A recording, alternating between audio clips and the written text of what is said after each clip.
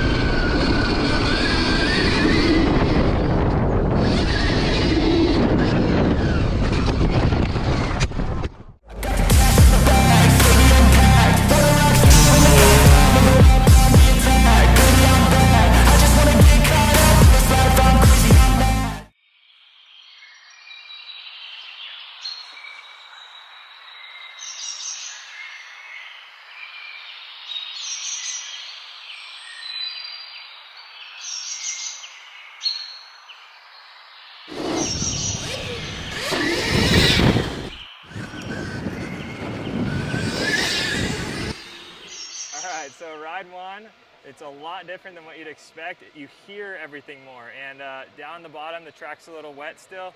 Came out of the turn, started sliding a little bit, but you don't hear the RPM spool up. So right as I'm getting out, it bit, and it kind of high-sided me over, got the lip, broke the fender, but I think we're okay. We're gonna go back for round two and hopefully do a little better this time. Get the first one out of the way. Thank you.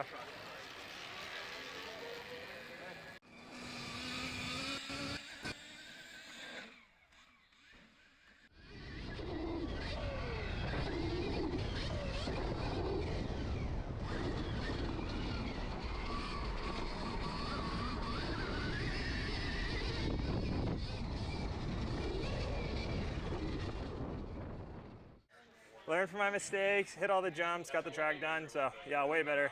Super, takes a lot to get used to, like jumping it, because you can't hear where you are in the RPMs or anything, but once you kind of get the hang of it, it's not too bad.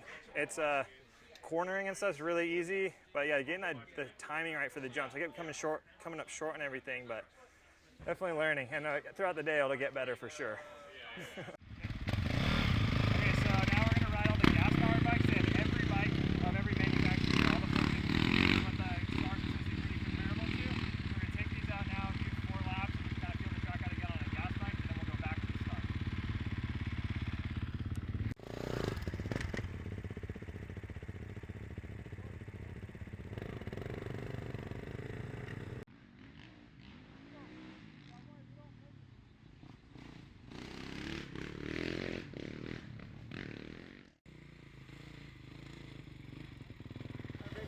Alright, so we just got off 4 laps on the Cowie 450, and definitely trying harder just because I know that bike.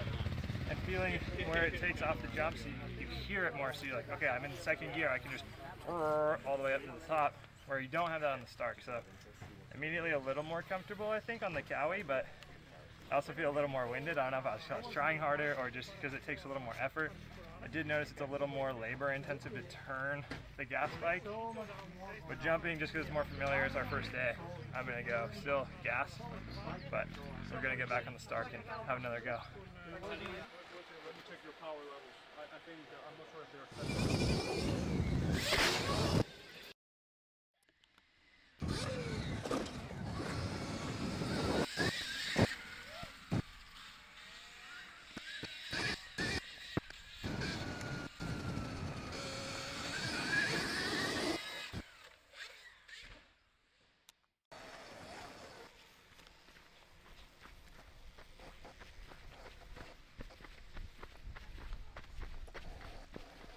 Can I just go down with the brake a little bit?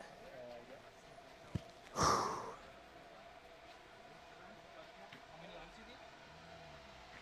don't know, like 4, 5? Yeah, I think it's 4. I think they want to. Oh, they're gonna pull us anyways? Start at 4. Okay, Okay. So. that's good. Yeah, but this afternoon you're going to ride more, so we can prepare everything. Cool, thank you. So much better. That was fun that time. Yeah, I felt way good on it. Yeah. Good? Great. Whew. All right. Just finished up that second moto on the Stark, and now that you kind of know where to hit the jumps and how fast, it's pretty easy. It's just, it doesn't have that engine braking like a 4-stroke does. But dude, it corners so good. Like you can just get in and the brakes are really good. It's like suspension of a Yamaha, brakes of a KTM, cornering, I don't know, it's better than anything right now. So light, you just lean it in and it'll still drag. Like you can still get super buck like you would on a motorbike. People, I think people are like, oh, it's electric, so you're not gonna be able to like smash dudes and be gnarly, but like you can still get low, drag bar, hit the jumps all big. It's super fun so far. There's nothing inside, like it is, when you think about it, there's so many moving parts in there. And trying to get that thing to turn. The jumping easier on that, cornering easier on this for sure. Okay. But that's just because you can hear, like, I know, okay, I need to hit this in second gear. But after that, like I learned, okay, you just have to trust it. You need to actually process the speed that you actually hit. Right, not Instead of, listen. Like all that you use, like what are you used to riding? Right, normally. right. Yeah. Like it would take, and I was telling them too, like, you've only ridden gas bikes for so long, for forever, right? So to learn something new in a day is like, okay, but I could definitely see the advantage. Like on a start, out of a corner, no shifting. Like that was what even jumping on that thing, I was like, oh, I got to shift, that sucks. Always in the right gear. Yeah, exactly. You know, the first day we did that, the first guys that went to the combustion bikes, they stalled them. Really? It was really fun to see everyone stalling the bike. All of them stalled them. Well, because you could just come in the corner, brake, turn, gas. Yeah. Like it's so easy. I mean, it's in the right gear, right? Yeah, always. No clutch. No, you're in the right RPM. Yeah, I got it. So easy. The one thing I got weird on that one is like you hit a little kicker and like you instantly think like, like hit the thing, and all it does is just go, it spools up. So I was like, then you land and it kind of. So I was like, okay, gotta calm down on that. Actually, you can correct it much more in the air since the rear wheel spins fast. Super fast, yeah. That one was my best session. Yeah, the track's so good right now, drying up a little. So, time for lunch. Perfect. Lunchtime. Hey guys, Ryan Itzen with Cycle News, and we just wrapped up riding our first day on the Stark Varg.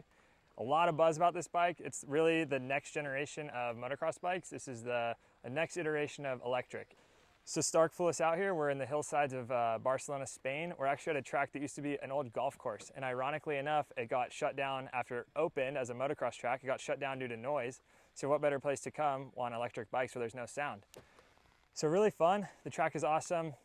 It was a little deep today, and I expected us to be riding on a really hard packed track where the bike would obviously have a less resistance and the battery life would last a lot longer. But this morning we had a lot of rain the last couple of days, and the track was actually really deep.